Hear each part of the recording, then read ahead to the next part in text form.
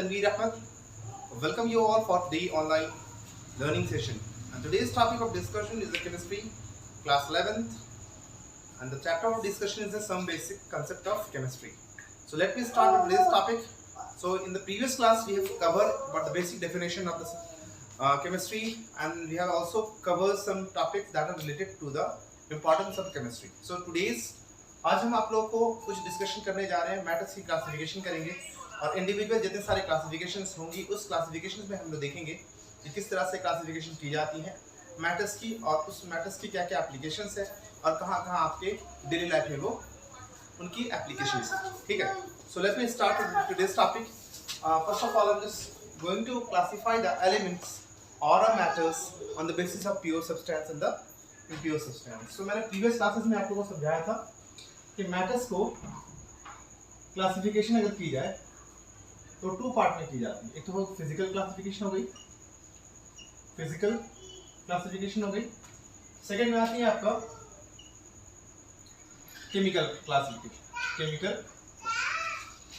Classification. Okay, ये हो गया कि टू टाइप्स है. तो केमिकल में मैंने टू टाइप्स में लगाया था. फिजिकल की बात करूं अगर तो वहां पे सिर्फ फिजिकल प्रॉपर्टीज की बात होगी, जहां पे सिर्फ केमिकल कंपोजिशन का कोई भी चेंजेस नहीं होगा. सिंपल क्या होगी, स्टेट्स चेंज हो गया. फिजिकल मैटर्स को अगर फिजिकली बांटे जाए तो फिजिकली में हम मैटर्स को आप लोग थ्री पार्ट में बांट सकते हैं. नॉर्मली आप जानते हो solid, liquid and the gases. दो स्टेट्स और भी हैं आपके, प्लाज्मा एंड द जो आयनाइज्ड फॉर्म ऑफ गैसेस होती हैं. अब आपके लास्ट में होते हैं बोज, आइंस्टीन, कंडेंसेट. और नेक्स्ट आती है आपका केमिकल क्लासिफिकेशन में. अगर देखा जाए तो मैं दो पार्ट में बांट सकता हूँ मैटर्स को. सबसे पहला क्लासिफिकेशन अगर होगा तो केमिकल में क्या होगा, कॉम्पोजिशंस की बात होगी. What are the matters made up of, मतलब मैटर्स किस चीज से बनी है. ठीक है, उसके बारे में डिस्कशन की जाएगी. तो यहाँ पे सबसे पहले देखेंगे क्या चीज, प्योर सब्सटेंस. क्या देखेंगे हम लोग, प्योर सब्सटेंस देखेंगे. नेक्स्ट में आइए आपका इम्प्योर सब्सटेंस.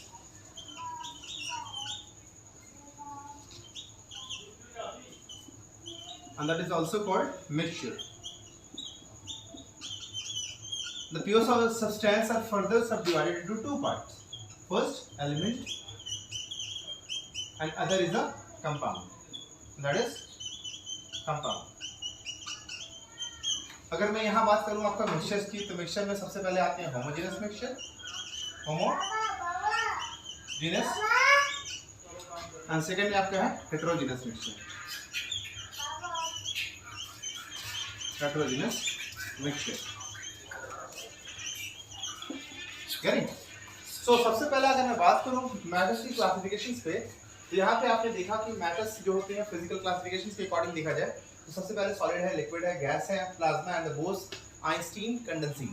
तो इतने सारे आपके क्या है मैटर्स की फिजिकल प्रॉपर्टी को, फिजिकल के स्टेट को शो करते हैं. On the basis of chemical classification अगर मैं सॉलिड्स की बात करूँ तो सॉलिड को आप बहुत बेहतर से जान रहे हो, मुझे ज़्यादा कुछ बताने की जरूरत नहीं है. जितने सारे आपके यहाँ पे अवेलेबल है जो कि मैंने प्रीवियस में इसको डील कर रखे हैं. Coming to the next point, that is called chemical classification. So chemical classification में आप सबसे पहले देखोगे प्योर सब्सटेंस आएंगी, उसके बाद क्या है आपका इम्प्योर सब्सटेंस आएंगी. अब इसमें क्या है, प्योर सब्सटेंस में क्या कहने का मतलब क्या हुआ, that are made up of single kind of particle. तो यहाँ पे मैं शॉर्टकट से लिख दे रहा हूँ. प्योर सब्सटेंस का मतलब made up of single kind of particle. It is the substance that are made up of single kind of particle. ये single kind of particle कहने का मतलब क्या होगा, मतलब इसकी केमिकल कॉम्पोजिशन सिमिलर होगी थ्रू आउट द स्ट्रक्चर. ठीक है. अगर मैं इसकी बात कर रहा हूँ प्योर सब्सटेंस की, तो यहाँ क्या made up of single kind of particle. अब इसमें देखो क्या है, सबसे पहला आता है एलिमेंट एंड सेकंड में आपका कंपाउंड. तो एलिमेंट को अगर मैं डिफाइन करना चाहूँ तो एलिमेंट क्या होगी, देखिए एलिमेंट को अगर मैं बहुत ही सिंपल में डिफाइन करना चाहूँगा तो क्या है, it is the substance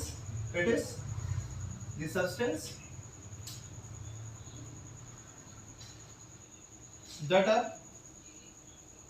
made up of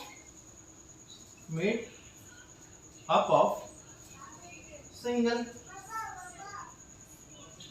kind of particle which cannot be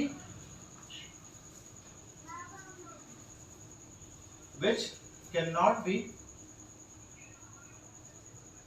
सब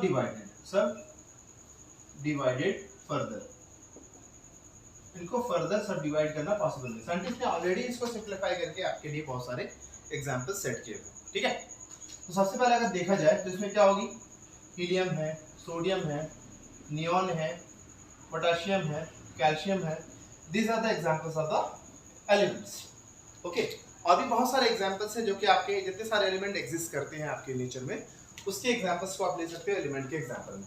Moving to the next part, that is called compound. Compound is nothing but it is also a pure substance, but it is made up of two or three combination of 2 and 3 elements which are in the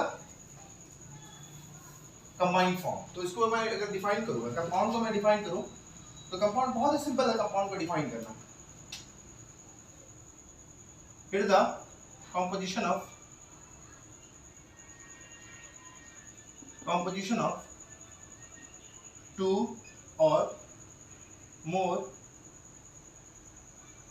element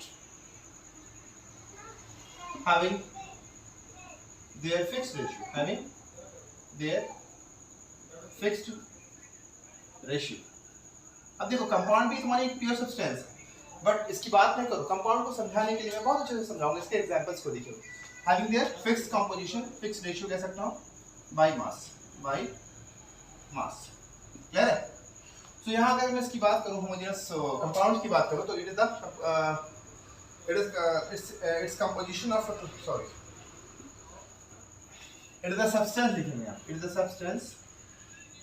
substance having composition of 2 or more element having their fixed ratio by mass, कह सकता हूँ substance composition of 2 or more elements having their fixed ratio by mass, ठीक है।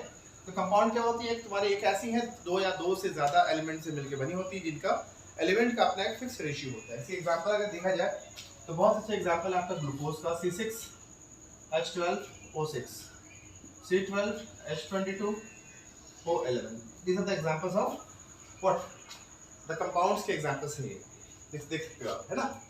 तो इसके बाद हम लोग आते हैं फर्दर मूव करते हैं, एलिमेंट्स मैंने देख लिया, कंपाउंड देख लिया, एक और टर्म यूज होती है मॉलिक्यूल्स। मॉलिक्यूल्स को मैं डिफाइन कर लेता हूँ, व्हाट इज मॉलिक्यूल्स, ठीक है। बहुत सारे जगह में आप इसकी यूज होगी molecules. What does molecule mean, when 2 or more than 2 atoms combine chemically, when 2 or more than 2 atoms of same element combine chemically, then it is called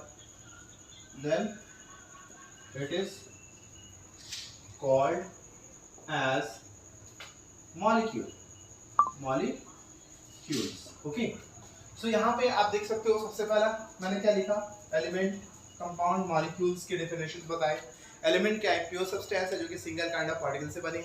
element क्या हो सकते हैं, हीलियम हो सकते हैं, पोटेशियम, नियॉन, सीजियम, फ्रांसियम, जो भी आपके नाम, फ्लोरीन, क्लोरीन, ब्रोमीन, आयोडीन, सभी के सभी क्या है, सिंगल काइंड ऑफ पार्टिकल से बने होंगे।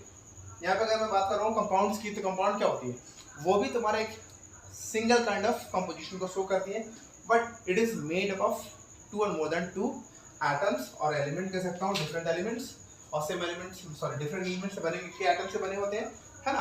और इनकी एक फिक्स रेशियो होती है। जैसे मान लो कि अगर मैं बात कर रहा हूँ कंपाउंड्स की, तो यहाँ पे मैंने सबसे पहले प्योर सब्सटेंस के बारे में, एलिमेंट्स के बारे में बताया। तो एलिमेंट्स क्या है, एक एलिमेंट तुम्हारी एक ऐसी सब्सटेंस है जिनका बहुत ही सिंप्लीफाई वे में साइंटिस्ट ने इसको डिस्कवर किया है, ठीक है। जिनकी कॉम्पोजिशन कैसी होती है, यूनिफॉर्म होती है, और इनके जो एटम्स हैं, इनकी जिस चीज़ से वो बनी होती है वो सिंगल काइंड ऑफ पार्टिकल से बनी होती है, ठीक है। तो एक कुछ एग्जांपल्स यहाँ पे मैंने लिख रखे हैं इसके एलिमेंट्स के।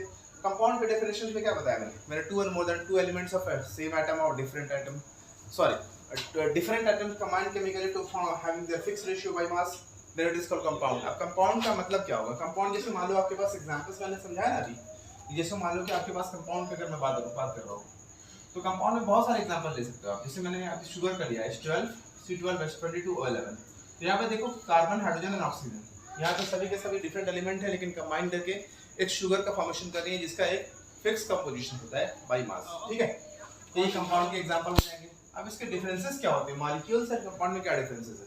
देखो इसके बाद मैं समझाना चाहूंगा कि आपको मॉलिक्यूल्स एंड कंपाउंड्स के डिफरेंसेस, फिर मैं फर्दर मूव करूंगा इसको, ठीक है।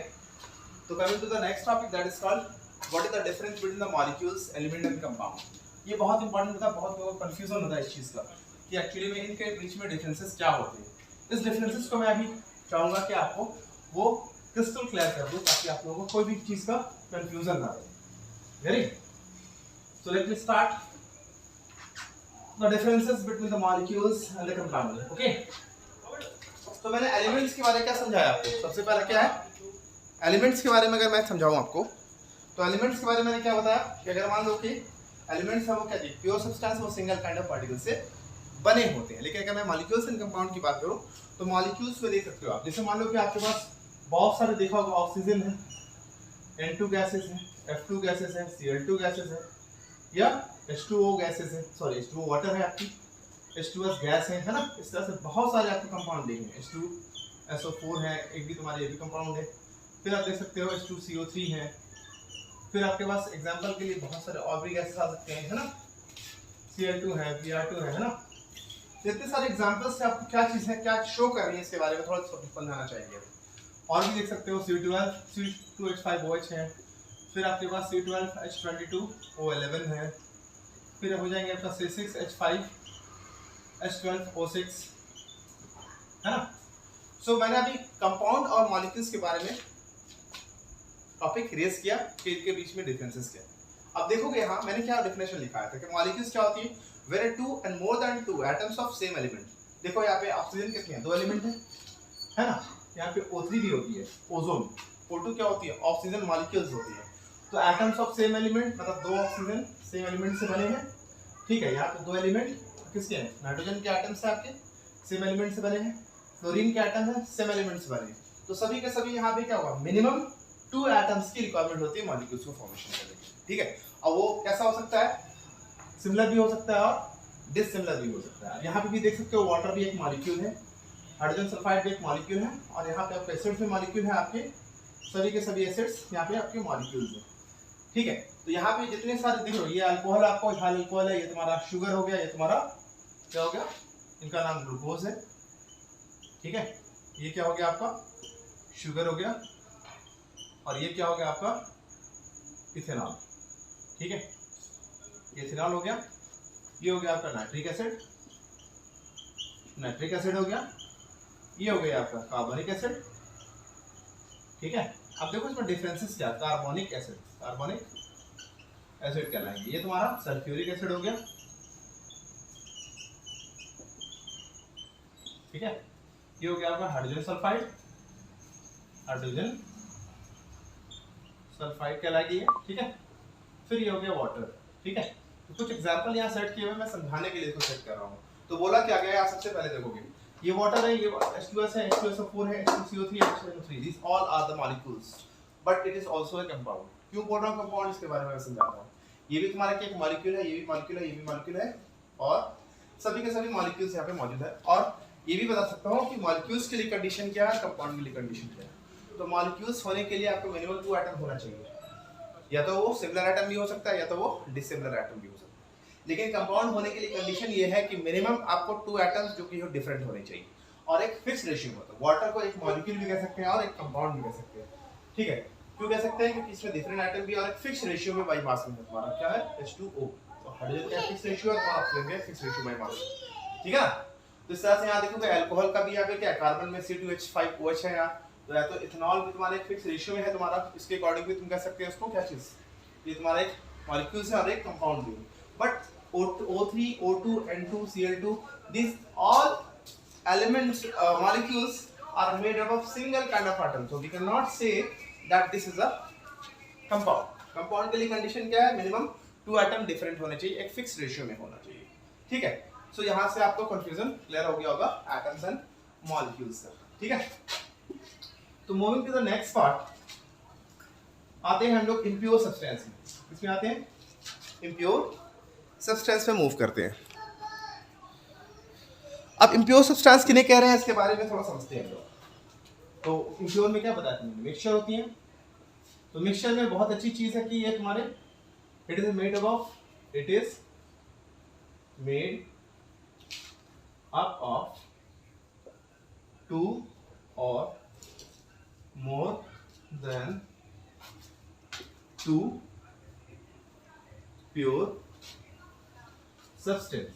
तो मिक्सचर जो बनी होती है किससे बनी होती है? टू और more than two pure substance से बनी होती है। तो बहुत से अच्छे एग्जांपल अगर मिक्सचर्स की बात करूं तो यहाँ पे देख सकते हो, एक कंटेनर में मैंने वाटर को डाला, ठीक है,